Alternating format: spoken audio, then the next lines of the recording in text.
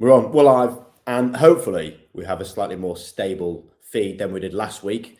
Hello to everyone joining us on the Workathlete Performance Chats. Once again, Rach McKenzie, slightly small. What am I doing? Get her up there. There we go. Rach representing in the north as we are now coming at you. This one's going to be really interesting. I hope there's going to be a fair bit of debate on this, and hopefully, again, as with all of our performance chats, we want to have that interaction, those questions coming through. You can see at the top ticker at the bottom, we're talking about eating habits, specifically around a bit of awareness as to how it might well have changed in the last few weeks. And just to tee it up quickly, Rach, because this is without a doubt, I'd say the most common subject that we speak about. And it is one that transitions from business into sport. And it's that word of nutrition, isn't it? It is a vast subject, as is well-being. But many employers at the moment, many people are talking about trying to control that nutritional element of their lifestyle. But Rach, what for you jumps out when you hear about nutrition? And hello, by the way. At lunchtime chat is a really apt time, isn't it, to talk about nutrition? I mean, it's one of those foundational pieces that we really need to consider, isn't it? And it's one of the things that we look at in terms of our measurement and our analysis when we're coaching people. But there are a few things, I suppose, that have made nutrition really relevant over the last couple of years, and that's around the impact of body mass on risk for comorbidity. So that's been really highlighted on the back of the COVID-19 pandemic. You know, we're in Beats Eating Disorder Awareness Week this week, which is also really relevant because the impact of that stress and the trauma people have experienced may well show us some numbers that see a bit of a rise in some of those kind of diagnosed mental health disorders that are presented as an eating disorder.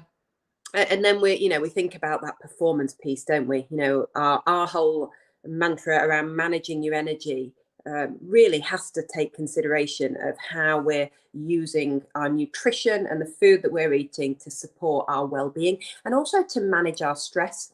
You know, the food that we eat has a really direct impact on our hormones, on our stress hormones. Cortisol, the role of cortisol is to mobilize glucose so that we can fight or flight, you know, and that statement should indicate to people how important fueling yourself appropriately is if you're going to look at managing your mental health and your stress and also your performance across both your workday but also your personal life. The analogy of car is there, isn't it? And probably more apt to the fact that it's now £1.50 minimum to put a litre of diesel or petrol in your car. But it's about that fuel element to it, isn't it? Food is your fuel. You got to make sure you're putting the right things in. But aside from the fact you're touching on about 20 or 30 different strands there, you can see already how vast this is as a subject. I'm going to try and make it a little bit nuanced. You know, we'll talk about what the conversations are out there. What is it that we hear a lot, and how is it that we can perhaps drop a little bit of information for people to just be more aware of it. And I think the one thing that has happened significantly in the last 2 years is that people more than ever have had more time to think about their nutrition. So people have found themselves in one of two brackets. They're acutely aware that their grazing states, their fact they can just go to the fridge and access food as and whenever, has gone up, and significantly with that many people finding that their body awareness has changed. It's also underlined by the fact people might not be moving as much. You add those two together, it's a very simple formula, isn't it? When we talk about energy management, you have a surplus of energy, you're going to put on the body fat. That is what's going to happen.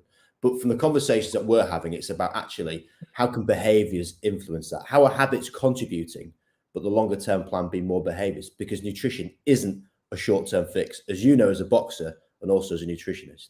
Yeah, definitely. And that habit piece is really important, isn't it? Particularly in times of stress, when we're under pressure, when we're feeling stressed, that's really about us not feeling in control. That's what stress is. We don't feel like we've got control. And when we don't feel like we've got control, what we do is return to the familiar. So we might go and find people that we're comfortable with. We might go home to our mum, but we'll also return to familiar habits that have been conditioned, probably conditioned in childhood. And if we look at the language that we use across society around food, you know, it's a treat, it's good food. When we're having parties and celebrations, lots of that is driven around those high carbohydrate based foods, that, you know, those foods that are often labeled the bad foods. but that we use to reward ourselves or to treat our children. And that what that does is it conditions us to look for those reward foods, those bad foods, in order to stimulate positive emotion. So we're almost Pavlovian conditioned that we ring that stress bell, and we want to find some form of comfort, some sort of comfort food. And that comfort eating really is a biologically driven response, a psychologically driven response as well, for that management of our stress and our some of those other emotions that we might feel that are driven towards that negative state. We coach around this, don't we? What we don't do is go into the psychology necessarily of the counselling side of it. But one thing that is really interesting, and you nailed it here, we're both Northern, we get that. But the phraseology when we were growing up was, if you don't have a clean plate at the end of that, you're not going to get your pudding. And actually that language psychologically very much just changes the perspective of what you're doing, because you're essentially saying, when you have saturated yourself to the point that you're not necessarily full anymore, hungry anymore, and they're going to add to that by giving you that sweetened product afterwards. So even the language as parents need to be so aware of how you are creating these psychological behaviors and habits because of the way that that's perceived by the child. So rather than say, are you finished with that? Do you feel full? It's not a case of then saying, well, then you get to this tertiary level of some form of sugar reward. And it's a really quite bizarre logic, certainly we find in the North, isn't it? But yeah, that language barrier is really important. It is, and I even that word full, when we shouldn't be striving to be full. Once you're full, you're probably overfed. Actually, you're really looking to be satisfied in terms of managing your hunger drive. But I think that habit creation, we speak a lot about this habit creation, don't we? And if you're an employer and you're looking at supporting your staff to develop good habits around their nutrition, look at your environment. What are you providing in the staff canteen? What are your vending machines providing? Because in moments of stress, in moments where your employees are under pressure, they'll be driven towards fueling themselves with those high carbohydrate foods. And don't get me wrong, there is most definitely a place for using those high carbohydrate foods, particularly if we're going to blunt the stress response. As a boxer, prior to going out to fight, we're not competing for an extended period of time, particularly under Olympic rules. So we don't need to fill our muscle glycogen stores.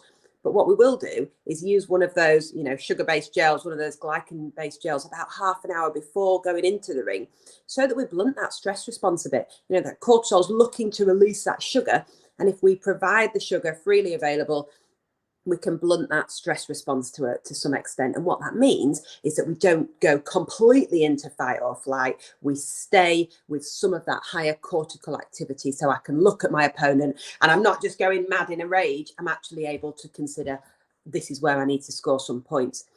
But we need to understand that there's a context for how we're using those substrates in order to drive performance. If it's just freely available, freely accessible, particularly if we've got a higher body mass index, that our ability to manage the production of leptin is dictated, which is the hormone that drives appetite, is dictated by how much body fat we have. So the higher your body fat, the more driven you will be based on that hormone profile towards eating more fatty type foods. So it's actually a bit of a cycle there. If you're looking to shift your body composition towards a more leaner mass, but your environment, your food environment, is offering you lots of fatty type foods, you're really not giving yourself the opportunity to mitigate those risks, because we're driven by that production of the leptin and by that environmental opportunity. So if you're an employer looking around your workspace, we've talked this week to a couple of big employers, haven't we, who are looking at changing the canteen food, looking at changing what's available in vending machines. You can really simply help to support your staff, because if it's not available, we're inherently lazy, as we've talked about quite a lot as well in terms of those habits. We're inherently lazy, and we won't go and seek it. We'll go with what's the most available. So if an apple's available, that's what we'll take. If McDonald's is available, or whatever it is, those high processed, really highly palatable, fatty type foods, that's where we'll go. What I love about that, Rach, is you give that insight that's really scientific and probably quite advanced for many people, perhaps listening in on Twitter, LinkedIn, YouTube, wherever they are, but still underpin it with examples. And that's where people can relate to it. So say, for example, it's someone's birthday today, or, you know, they're celebrating St. David's Day with a few Eccles cakes, get their old Welsh cakes brought in, but actually thinking about what the wider messaging is within it. And we're not saying don't have your treats. Of course we're not.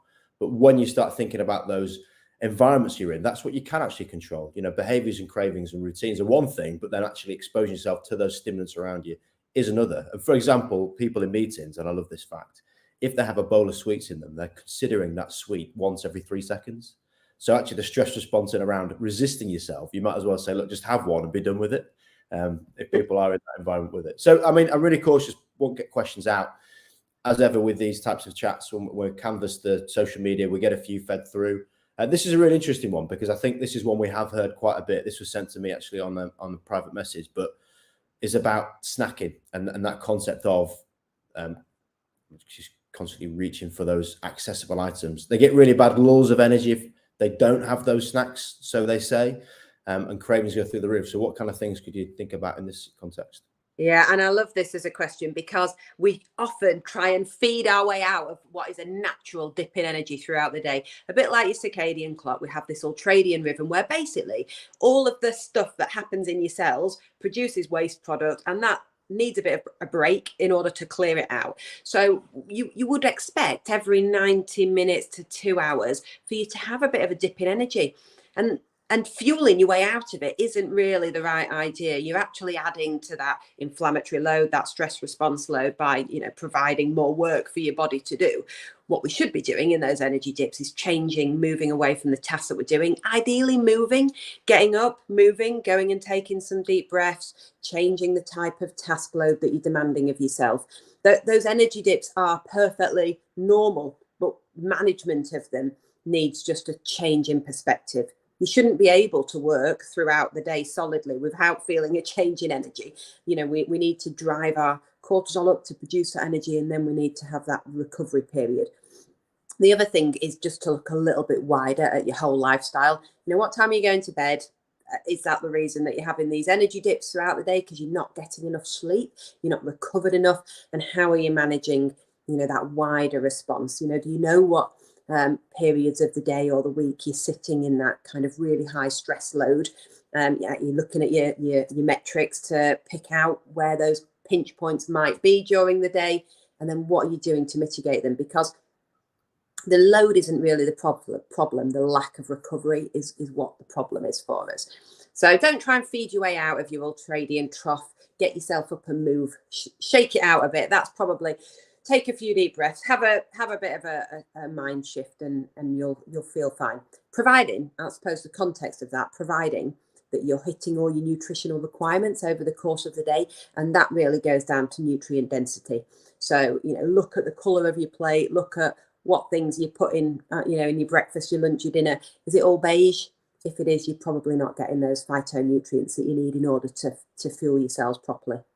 Yeah, really simple measures, isn't it? Check the colour, get those rainbow colours in and benefit from that. I guess this kind of also underlines what you've just said as well around that consistency of it. You know, appreciate the awareness of it. You're going to have lulls, you're going to have moments of probably excess energy, and just realizing that consistency can be seen throughout. So a few of those points you just mentioned also incorporated in this question. And I guess one thing for you, and obviously with it being the Eating Disorder Awareness Week, what would be the first point of recognizing the extremes of eating? Yeah, often we don't recognize them in ourselves. You know, I've shared my story of kind of having anorexia as a teenager into my 20s. And obviously I've sat in a weight controlled sport for the entirety of my adult life. So I've had to learn to navigate that in a way that's healthy, to prevent things like that. The REDS, the relative energy deficiency syndrome, that afflicts quite a lot of female athletes. You know, managing that weight with a healthy physical and mental, I suppose, response is really the key. I think if you're in a workplace, you'll have more, I suppose, more oversight of your staff and your colleagues, and you might pick up some of those behaviours even before they do, because the spiral towards something like an eating disorder can sometimes be quite unconscious. You're not aware of it really yourself. So, you know, notice those people around you. I suppose the personalization of recovering from something like that is beyond what we can talk about in this conversation. But talking is always a really good start. You know, finding support, finding somebody, either professionally or within your personal social circle, that you're able to share your concerns, and recognizing what the triggers are, and particularly if they're workplace triggers. So if that trigger is around imposter syndrome, I don't feel like I've got control in my workplace, you know, if that is then driving you towards looking for control in terms of how you're fueling yourself, in terms of what you're eating, then a really honest conversation with, you know, one of your more senior members of staff, or perhaps if you've got some support, external support provided by your workplace, having a conversation with that support mechanism in order to reflect and sort of put in place strategies that manage the work environment better. Yeah, and I think the commonality of sport and business is around that nutritional piece. One thing that we always start with is around that educational bit, is understanding a bit more about nutrition, be it caffeine, which often labeled as the world's most overused and misunderstood performance-enhancing drug. Punchy, but it's true. Sugars is a really prominent and topical debate at the moment, and fats along with that as well. Many people who might well be banning the old keto, vegan words flying around, which again taps the get into that popular culture. But it's clearly the first thing first, as you mentioned countless times there, Rach, is that awareness of it, just being understanding of what you're putting in, what your output is, and making sure that you're content with that. You know, align that with goals, and it's a great place to start. Once again, Rach, we've whistled through another topic there, these performance chats. I find them insightful. Hopefully people do listening as well. And as ever, about those conversations that come from it. So I want to hear your thoughts, your opinions, and fingers crossed you can join us again next week, where we'll be changing topic, but very similar status. Rach, thanks very much for your insight and time. Brilliant. Yeah, go and have some water as well. We didn't mention hydration, but make sure you drink. Next week. Cheers, Rach. Take care.